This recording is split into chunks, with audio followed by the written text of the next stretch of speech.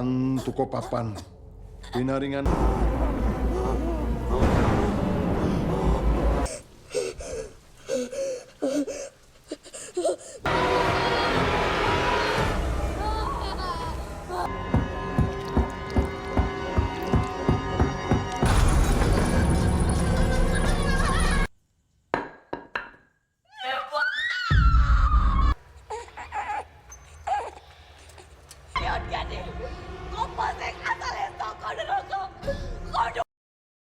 The movie begins in 1987.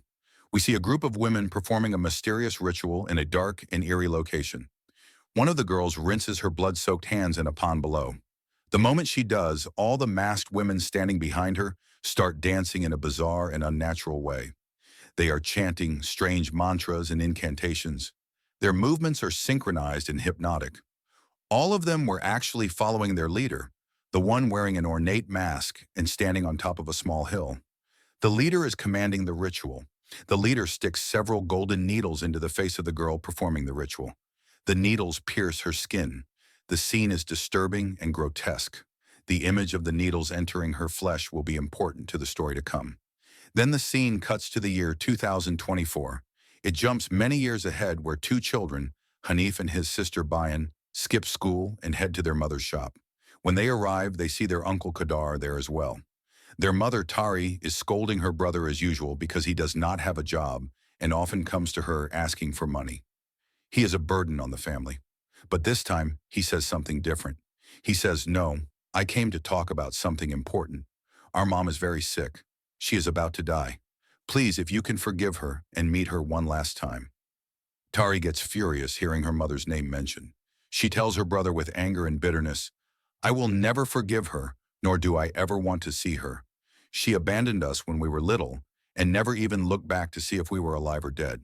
She is filled with resentment and pain from her childhood. Her mother abandoned her and her brother when they were young. She has never forgiven this betrayal. But Kadar, her brother, insists and tries to convince her. He says, "Look at the date. This is your chance to get answers to all those questions directly from her." He is pointing out that their mother is dying, and this may be the last opportunity to get closure and answers. Tari finally understands what he means. She realizes this may be her only chance to confront her mother and learn the truth. They all set out for their mother's house. On the way, we see that Kadar has also been receiving threatening messages from people he owes money to. He is in debt and people are demanding payment. He is stressed and worried about this debt. By morning, they arrive at Tari's mother's house. Hanif is shocked because his grandmother's house looks like a palace. It is massive and opulent. There is a huge swimming pool on the grounds. The property is sprawling and luxurious. Hanif whispers to his sister, "I think our grandmother is super rich." They are amazed by the wealth displayed in this house. As they step inside, the first thing they notice is a massive painting of their grandmother from her younger days. She is beautiful in the painting, holding a wooden mask in her hand. The mask looks ancient and powerful. The grandmother in the painting looks young and vibrant.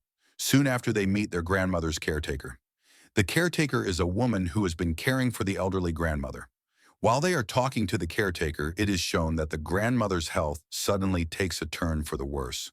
She is having some kind of medical crisis. The strange part is that instead of giving her any medicine or calling a doctor, the caretaker plays a weird song. The song is haunting and unusual, and even stranger, the grandmother's health actually improves after hearing the song. The mysterious melody seems to have healing properties. When everyone goes into her room to see her, they are shocked. The grandmother now looks even younger than Tari, their own mother. She looks youthful and vibrant even though she is around 70 years old. At that age, she should have looked very old and frail, but instead she looks like she is in her 30s or 40s. Her skin is smooth and unblemished. Her body is strong and healthy. It is unnatural and disturbing. Bayan nervously approaches her grandmother, but the old woman grabs her hand in a strange and almost forceful way. She squeezes so tightly that Bayan becomes terrified. The grip is unnaturally strong and painful. Tari quickly pulls Bayan's hand free and tells the children to leave the room. She does not trust this woman or whatever is happening here. Bayan then goes to the room assigned to her and Hanife. She starts looking for Hanife, but suddenly notices a shadow glowing red behind the door. She panics, thinking something terrible is happening. But it turns out it was Hanafe messing with her as a prank. He was using a red light to scare her. At that moment, Bayan's mother, Tari, shows up behind her and they all laugh at the scare. Tari then tells them that the rocking chair in the room actually belonged to their grandma. It is one of her possessions. Meanwhile, Kadar is snooping around the house. He is exploring and searching for valuables. He discovers a stash of money inside a cupboard. There is a lot of cash hidden away. In that same cupboard, he also finds the wooden mask we had previously seen in the painting. That is the mask the grandmother was holding in her portrait. Kadar takes the mask and the money. He is thinking about the debt he owes and how he could use this money. That night, the caretaker tells Tari and Kadar something alarming. She says, "Madam's condition has been like this for a month, and even the doctors have given up hope. I think some spirit has possessed her." The caretaker believes that the grandmother has been possessed by a supernatural entity. The caretaker adds, "He has called shaman for help." A shaman is being brought to perform a ritual to deal with the possession. Tari, who does not believe in such things, refuses to go along with it. She is skeptical of supernatural explanations. Elsewhere, Hanif's toy car, the one he was using to tease Bayan, goes missing. When Bayan searches for it, she hears the sound of the toy coming from under Grandma's bed. The sound is mysterious and unsettling. Scared, she crawls under the bed to grab it. But just as she pulls the car out and is about to leave, Grandma suddenly convulses and collapses on top of her. Grandma keeps seizing violently. Her body is shaking and trembling. Bayan screams loudly and everyone rushes in to help. Tari quickly pulls Grandma off of Bayan and lays her back on the bed. But then out of nowhere, Grandma sits up again and vomits. She expels a large amount of matter. The paralyzed woman gets terrified when she suddenly stands up like that, with such violence. So they call the shaman over immediately. The shaman arrives and begins his work. The shaman gives some leaves to Tari and tells her to keep grinding them. The leaves are supposed to have some kind of power or purpose. Then he hands a coconut to Kadar and makes him stand in a specific position. He says, "Whenever I tell you, you have to strike right in the center of this coconut with this dagger."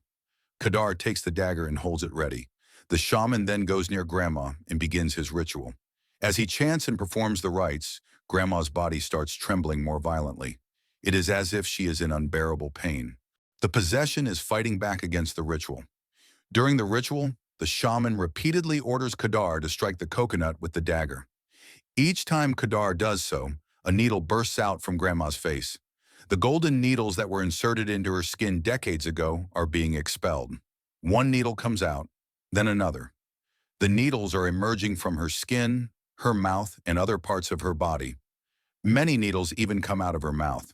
It is gruesome and horrifying to watch.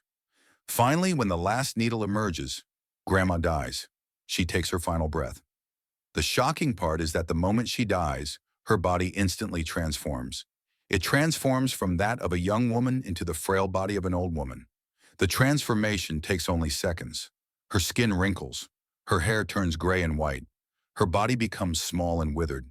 Her face becomes lined with age. It is as if the ritual was keeping her young and the needles were sustaining her life unnaturally.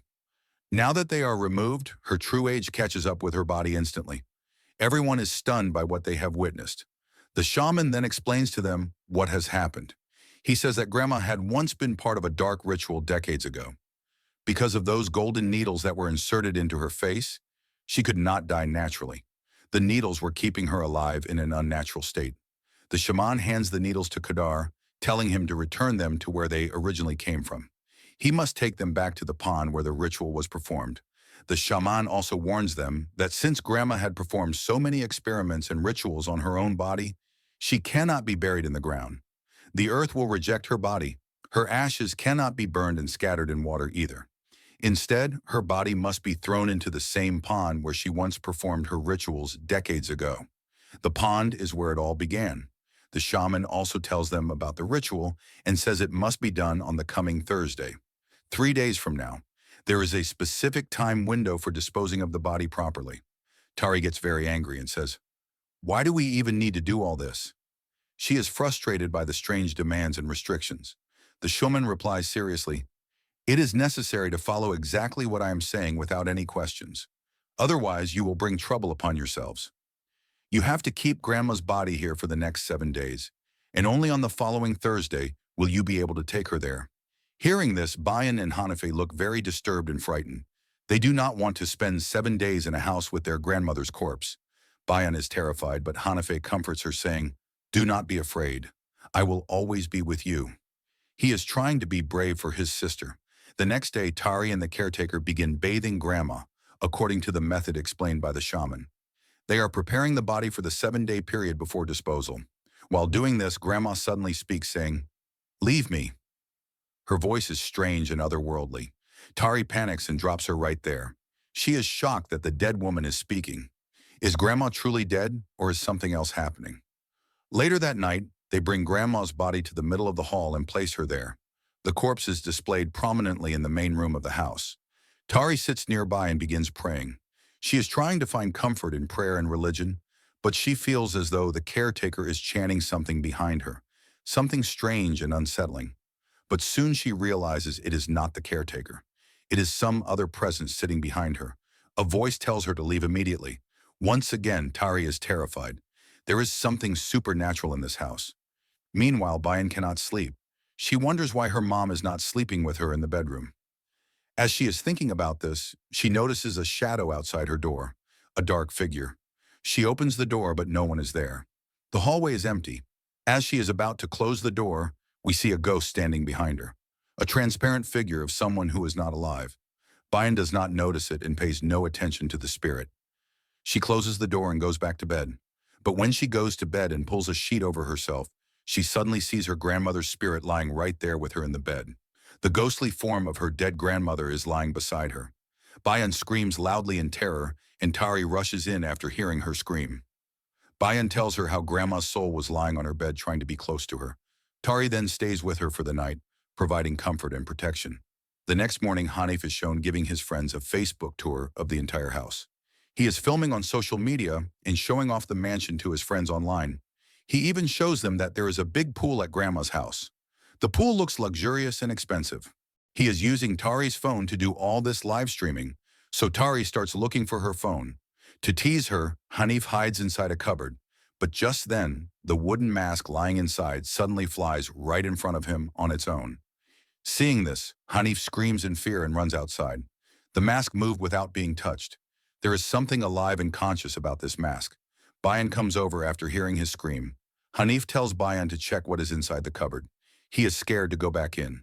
But when Bayan looks inside, there is nothing there. The mask is gone. It has disappeared. Later that night, we see that some people were messaging Kadar because he owes someone 40 million in currency. The debt is substantial, and the people demanding payment are becoming more aggressive.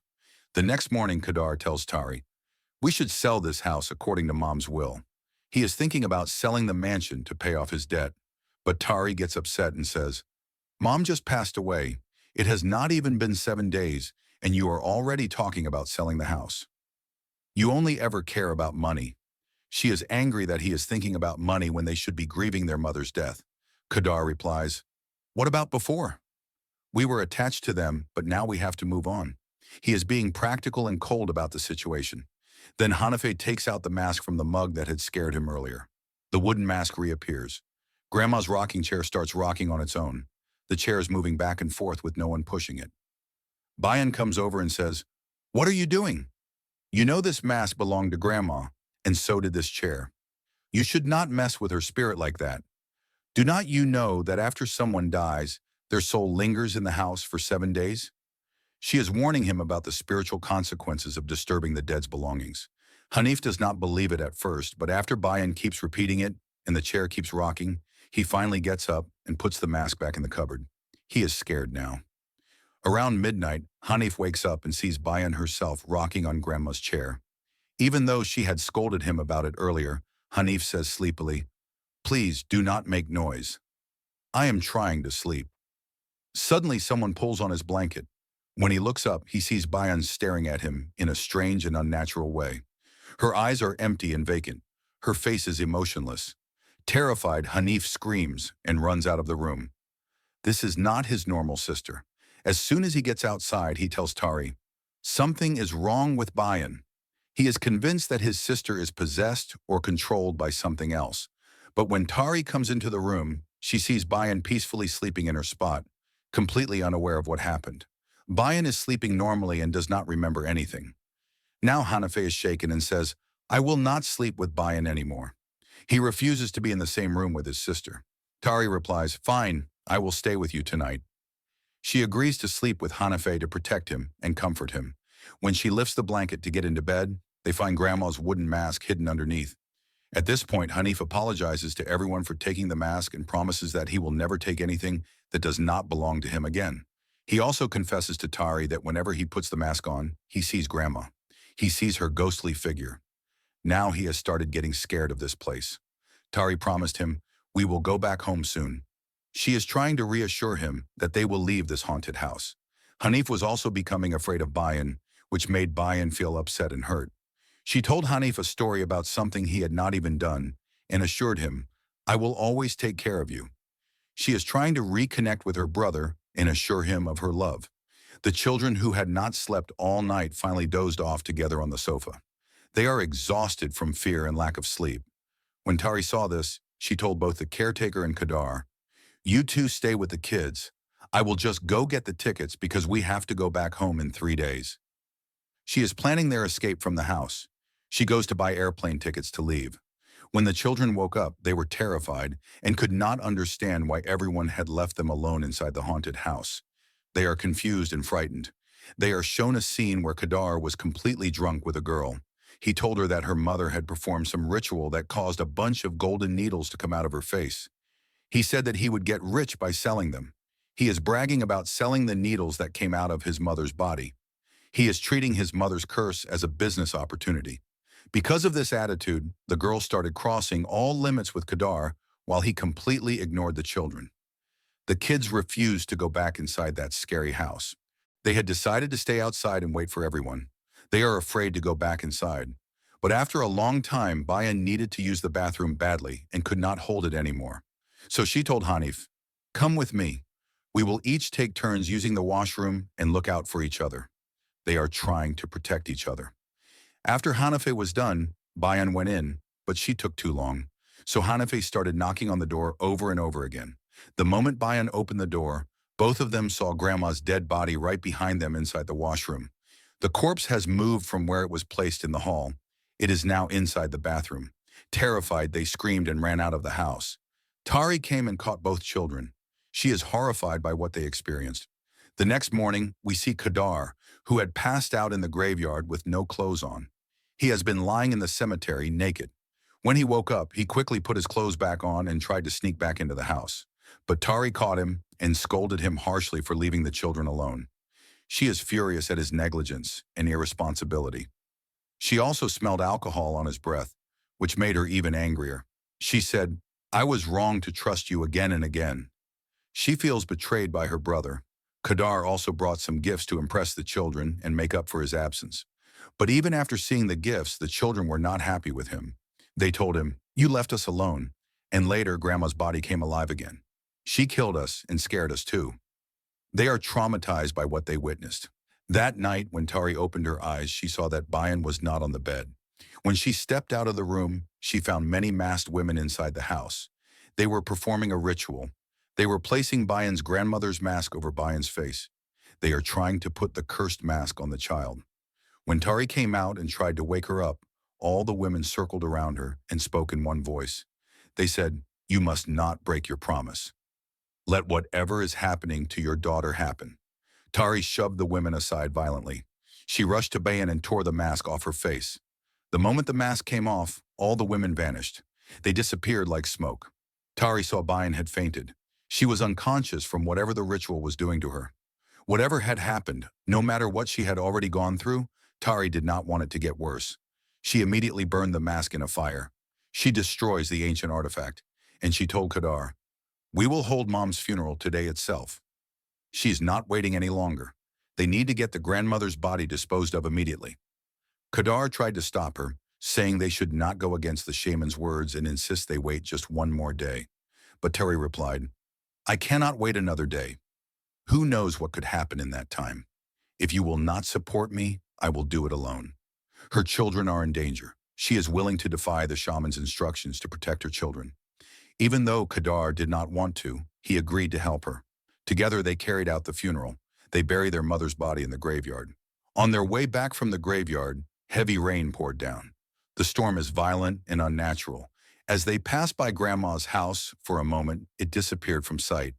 The house vanished from view, and when they looked again, they saw massive shadows outside it, dark, towering figures. Terrified, they followed the caretaker who led them to her house to take shelter.